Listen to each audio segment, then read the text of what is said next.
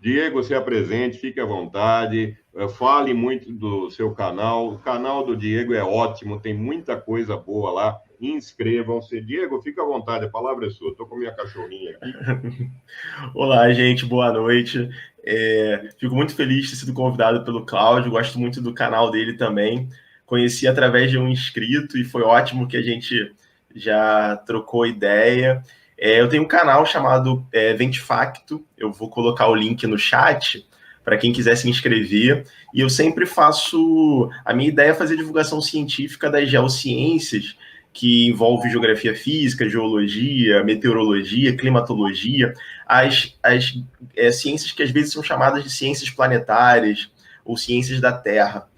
E essas ciências são muito pouco difundidas aqui no Brasil e no mundo, para um público mais amplo. Então, conta para a gente essa história do que o que é um meteorito, um meteoro, em termos gerais, e o que é um mineral e um minério, e como existe essa pesquisa dos meteoritos e realmente eles podem ter materiais que não são encontrados na Terra, ou não é que o pessoal também confunde isso. É um elemento da tabela periódica, né? É Sim. coisa de Iron Man isso. Eu vou inventar um elemento da tabela periódica que não existe ainda, vou colocar lá na tabela periódica o meu novo elemento. Não, não é isso. Não é um elemento novo que foi descoberto. Diego, explica tudo isso para gente. A primeira coisa que eu preciso falar é que a abundância cósmica dos elementos, ela é uma coisa importante, que é o que você falou. A tabela periódica, os elementos da tabela periódica, eles têm uma determinada abundância cósmica, que não é necessariamente a abundância terrestre. E o que isso quer dizer? É a porcentagem desses elementos no universo. Porque as estrelas são a grande fornalha dos elementos, que vai transformar elementos mais leves em elementos mais pesados. Por isso, por exemplo, que o ouro é um metal raro, porque ele é muito mais pesado do que, por exemplo, o hélio, que no universo é um elemento extremamente abundante, assim como o hidrogênio.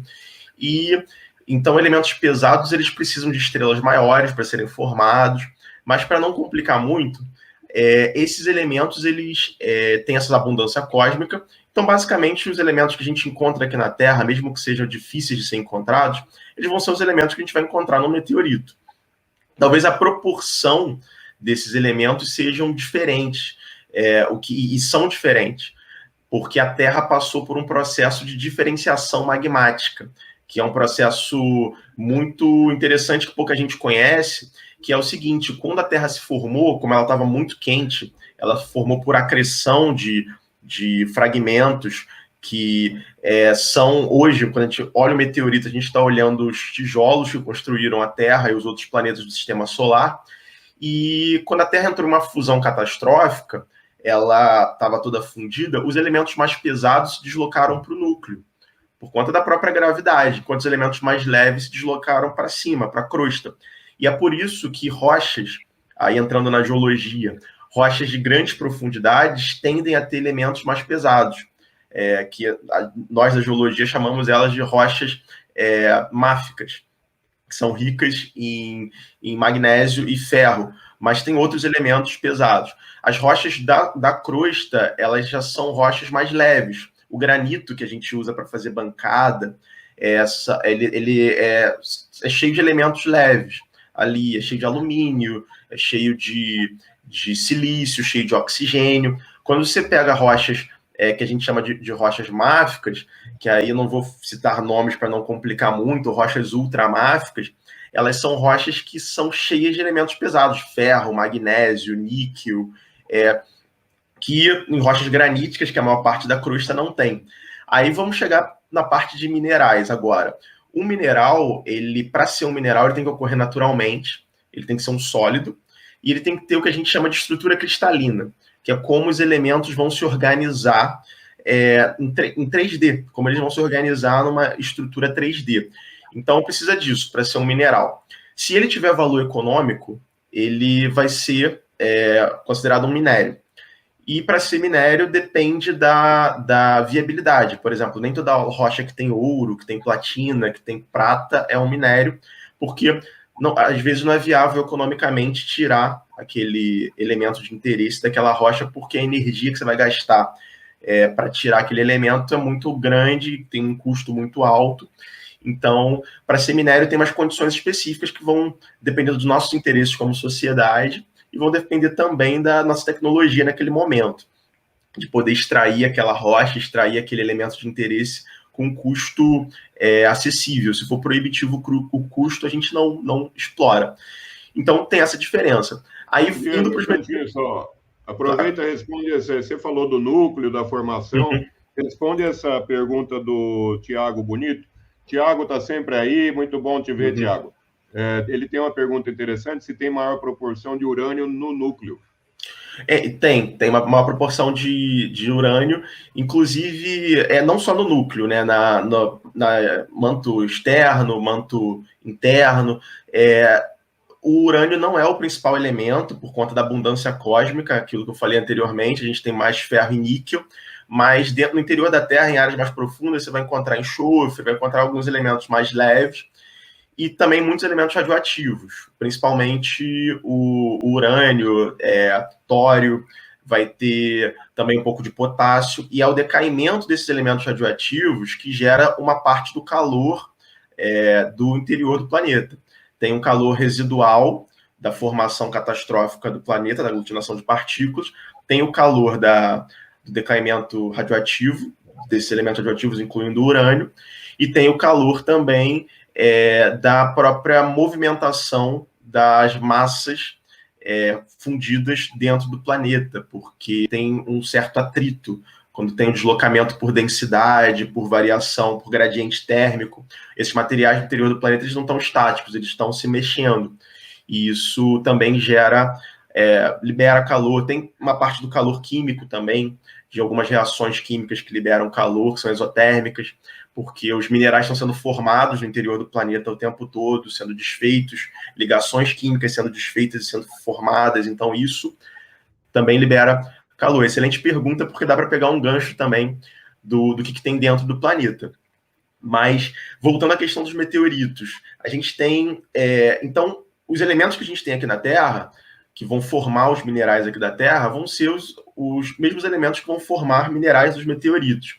Aí nós, da geologia, a gente tem um conceito muito importante das pessoas entenderem, que o mineral não é o mais importante para a gente saber o que é terrestre e o que é externo, o que é extraterrestre, mas principalmente a textura. Porque o que é a textura? É como os minerais vão estar organizados numa rocha. Então, nós, geólogos, a gente classifica as rochas basicamente por textura.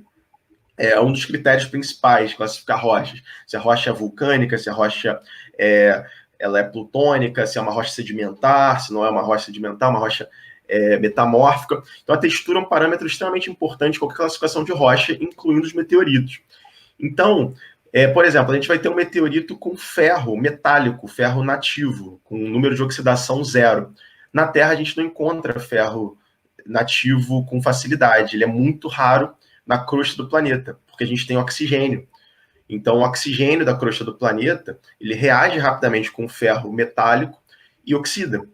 Então, a gente tem óxidos de ferro, outros minerais derivados do ferro, silicatos de ferro, como a olivina, que é um silicato que pode ter ferro, e, enfim, tem uma série de minerais com ferro, só que o ferro, ele puro, vamos dizer assim, que a gente chama de ferro nativo, ele é super raro do planeta.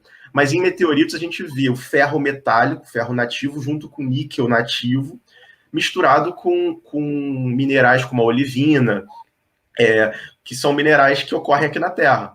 Então a gente tem a textura dos meteoritos, que é uma textura que é impossível de ocorrer aqui no planeta Terra. E aí entra num ponto muito interessante, que são as estruturas de Wigman-Stettin, que são os padrões geométricos, que eles são padrões geométricos que só ocorrem em condições extraterrestres, porque precisa de uma temperatura muito alta e precisa de um resfriamento muito lento, que leva milhões de anos para aquela estrutura crescer. E é uma estrutura muito bonita. Eu não lembro se eu mandei uma foto para o Cláudio dela, para a gente projetar para o pessoal, mas eu não lembro se eu mandei uma foto dessa estrutura, que é uma estrutura muito bonita, que ela tem... uma tabela de estruturas. Não, então eu Se você acabei. quiser, fica à vontade, coloca o que você quiser do seu computador. Tranquilo. Eu vou. Porque, só para não interromper o raciocínio, eu vou continuar e depois eu Manda posto ver. essa imagem para o pessoal ver. Essas estruturas, elas são padrões geométricos de intercrescimento entre ferro e níquel metálico. Isso não tem nem como ser reproduzido em laboratório, para vocês terem ideia, de uma condição tão extrema que é necessária para formar esse tipo de padrão, que ocorre em outros minerais, mas no caso dos meteoritos ocorrem com ferro e níquel. Aqui no Museu Nacional, que pegou fogo, aqui no Rio, para quem não sabe, eu sou do Rio, acho que pelo meu sotaque já deve ter dado para perceber.